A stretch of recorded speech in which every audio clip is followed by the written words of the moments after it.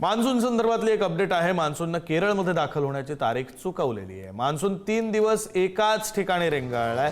2 ते 3 दिवसांमध्ये केरळमध्ये मान्सून दाखल होईल। 3 ते 7 जून दरम्यान दक्षिण कोकणासह महाराष्ट्रातील विविध भागामध्ये पाऊस येईल।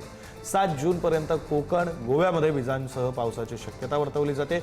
मध्य महाराष्ट्र आणि मराठवाड्यामध्ये जोरदार वारे वाहतील। उद्यापासून विदर्भामध्ये विजांच्या कडकडाटासह पाऊस बरसण्याची शक्यता आहे।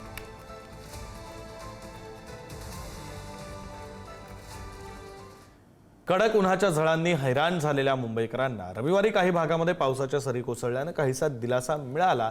मात्र दुपारनंतर पुन्हा उष्ण आणि दमट वातावरण असल्याने सर्वत्र उकाडा जाणवला। दरम्यान मुंबईत पुढील 2 दिवस पावसाची शक्यता असून आज हवामान विभागाकडून येलो अलर्ट जारी करण्यात आला। विजांच्या कडकडाटासह सोसाट्याच्या वाऱ्यासह वादळी पावसाची शक्यता ही हवामान विभागाने वर्तवलेली आहे।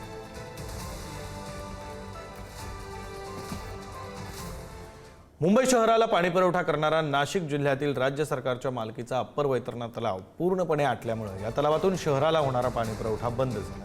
2025 मध्ये या तलावात 1 जून पर्यंत 7% जास्त पाणीसाठा होता।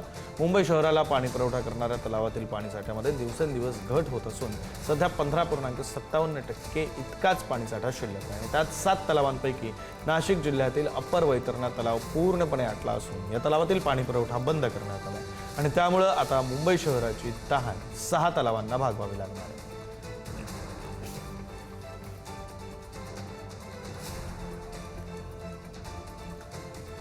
अकोला जिल्ह्यातील तेल्हारा तालुक्यात वादळी वाऱ्यासह झालेल्या जोरदार पावसामुळे केळी बागांचं अतोनात नुकसान झालंय। दानापूर परिसरातील शेकडो केळीची झाडं उन्मळून पडल्याने एवढी पिकं जमिनीवर कोसळली आहेत। अनेक शेतकऱ्यांचं लाखो रुपयांचं आर्थिक नुकसान झालं। केळी काढणीच्या ऐन टप्प्यामध्ये असताना आलेल्या या संकटामुळे शेतकरी हवालदिल। महसूल व कृषी विभागानं तातडीनं नुकसानग्रस्त भागांचे पंचनामे करावे, आर्थिक भरपाई द्यावी अशी मागणी शेतकऱ्यांनी केली।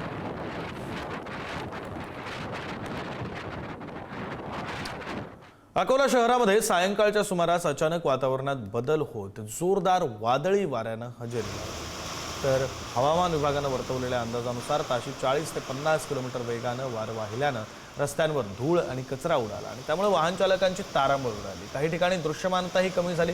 दरम्यान वादळी वाऱ्यासह पावसाचीही हजेरी लागल्यानं उष्णतेपासून काहीसा दिलासा मिळाला।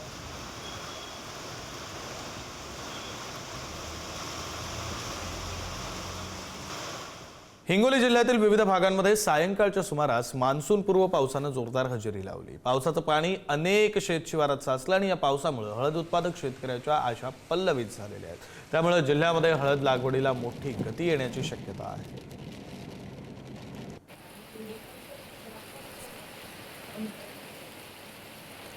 संभाजीनगर शहरामध्ये काल अचानक जोरदार वारा आला आणि अनेक भागात वादळी वातावरण निर्माण झालं। या जोरदार वाऱ्यामुळे छत्रपती संभाजीनगर विमानतळावरील छताचा काही भाग हा पुन्हा उडाल्याची घटना समोर आली। या घटनेचा व्हिडिओ सुद्धा समोर आला असून त्यामध्ये वाऱ्याचा वेग स्पष्टपणे दिसून येतो।